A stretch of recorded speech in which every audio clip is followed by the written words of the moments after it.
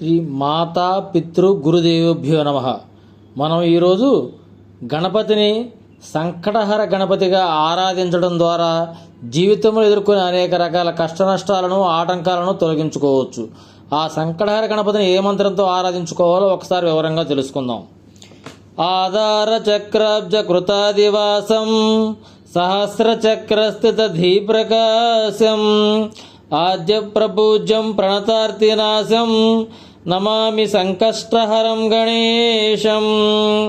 అంటే మూలాధార చక్రమునందు సర్వదా అధివసించువాడును, సహస్రార చక్రమందున్న జ్ఞానాన్ని ప్రకాశింపజేయవాడును, మొట్టమొదటగా పూజింపదగిన వాడును, తనకు నమస్కరించిన వారి బాధలను పోగొట్టువాడునగు సంకటహార గణేశులకు నమస్కరిస్తున్నాను అని దీని అర్థం అన్నమాట.